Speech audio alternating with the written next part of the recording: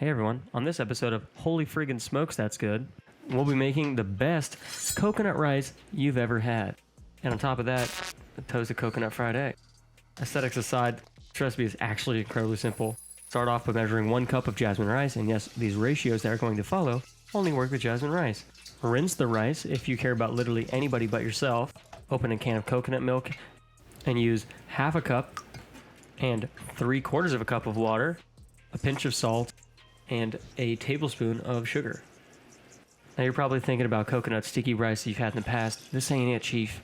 Something completely different. So buckle up. I'm putting that over medium-high heat, and once it comes to a simmer, we're going to let it go for about 10 to 15 minutes. Into a preheated 350-degree oven, we're going to toast our coconut shavings until nice and golden brown. After that, we have another opportunity to multitask. While our oil is preheating, we're going to use this opportunity to study the way of the blade. If you haven't met the biggest scallion at your grocery store yet, let me give you the rundown. Cut where the light green looks like it's thinking about running a 5-can Thanksgiving, and while keeping the root end intact, we're going to cut it in half. Rinse that thoroughly while separating the layers, take off the first 2, and then cut it again the same way while also keeping the root end intact, which will ensure that it's light work when it comes time to slice them thinly, like pictured here. Set those aside and get out your shallot. We're going to cut that in half all the way, and then cut it in half without removing the root end so it's easier to slice thinly, like so. Moving on, we're going to be frying these allium associates together in small batches until they're golden brown and we have as many as we want, which is a lot if you're me. Did you hear that crunch? Anyway, make sure you check on your rice because I almost forgot there's a lot of moving parts here. Fluff that with a rubber spatula. Don't be too forceful. Now add your fried shallots and leeks alongside some of your toasted coconut so everything is nice and aromatic and has underlying tones of coconut but isn't overwhelming. Stir this for dramatic effect, and then set it aside covered to keep it warm. Now, let's talk about my obsessive tendencies and how they don't apply to you. Like this ring mold, for example. You don't have to use it, but my buddy Steve let me borrow it, so we're totally going to use it. Grab a nonstick pan and don't wake up your roommate.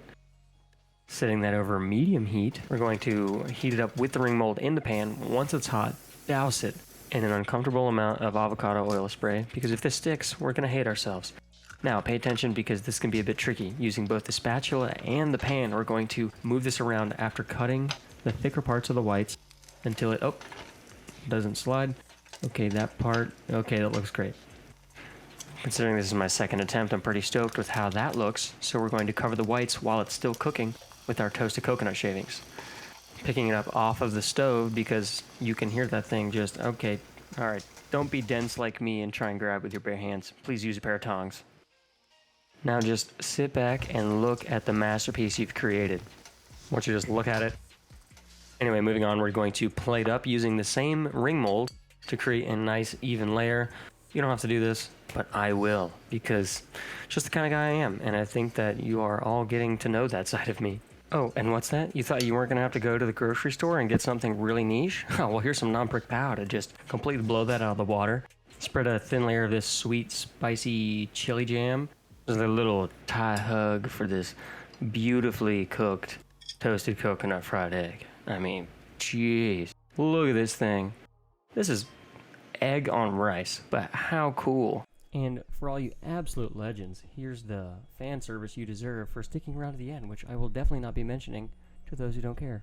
That said, let's try this, I guess. I mean, it's 3 a.m. and I'm pretty hungry at this point because probably haven't eaten in like 6 hours. And all jokes aside, I've got to say that this is so decadent and so light at the same time. It's really some weird paradox of textures and flavor intensity.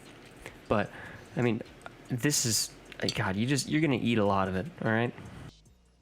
And, if you decide to make this, that'd be super cool if you let me know.